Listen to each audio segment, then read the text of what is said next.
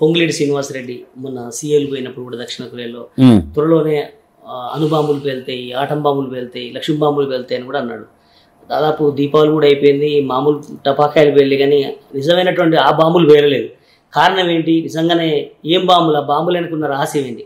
అదే ఇప్పుడు నేనేమంటున్నా అంటే పార్టీ టాక్టిక్స్ కొన్ని ఉంటాయి, స్ట్రాటజీ ఉంటుంది, దాంట్లో వాళ్ళు విలువెల్లాడుతుండ్రు. కేటీఆర్ని అరెస్ట్ చేస్తానని చెప్పి కేటీఆర్ మీద బాంబు వేస్తానేమని చెప్పి పొంగులేటి గారు అన్నారా? లేదు పలానా ఎక్స్ని చేస్తారు అని ఎక్కడని చెప్పిండ్రా? భుజాలు దుడుముకుంటుండు మనోడే, సమాధానం చెప్పుకోవాల్సింది మనోడే.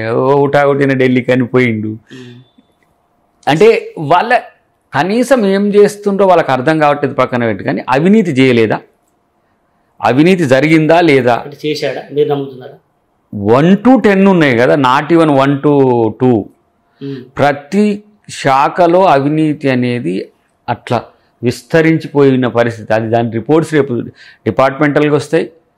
ప్రత్యేకించి మనం కాళేశ్వరం మీద ప్రభుత్వం మీ దగ్గర ఉన్నది, మీరు ఎంక్వైరీ చేయండి, జరుగుతుందిగా, అవసరంగా అరెస్ట్ చేయండి. మీరు తరచుగా ఆరోపణ లేదు, ఫేక్ అలిగేషన్ ఎలా చేస్తారంటారు? నేనేమంటున్నా అంటే ఎవరన్నారు నీకు నీ మీద రిపోర్ట్ ఇచ్చింది ఎవరు? ఓకే, నువ్వు వర్కింగ్ ప్రెసిడెంట్గా స్పందించవచ్చు, కాదనిలేము.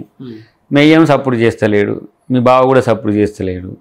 నేనేమంటున్నా అంటే అవినీతి జరిగింది కాబట్టే మీరు అంత వణుకుగా ఉన్నారు. అవినీతి జరగకపోతే మీకెందుకు కొలుపు? ఒకవేళ అవినీతి జరగకపోతే నేను మీ మీద ఛార్జ్ షీట్ వేసి మిమ్మల్ని అరెస్ట్ చేసింది అనుకో, ఎవరికి సానుభూతి వస్తుంది? ఇప్పుడు జైలుకు పోయిన వాళ్ళంతా కొంచెం ముఖ్యమంత్రులు అవుతారనే ఆశతో నన్ను కూడా అరెస్ట్ చేయి అంటుండేమో. కానీ ముఖ్యమంత్రి పోస్ట్ కోసమే పాదయాత్ర అంటున్నారా మీ ఆలోచన? ఇప్పుడు పాదయాత్ర కాదు, జైలు యాత్ర ఏదైనా సరే ఇప్పుడు ఈ పగటి కళలు ఎందుకు అంటున్నా మీకు? ఇప్పుడు ఇంకా 4 సంవత్సరాలు ఉన్నది.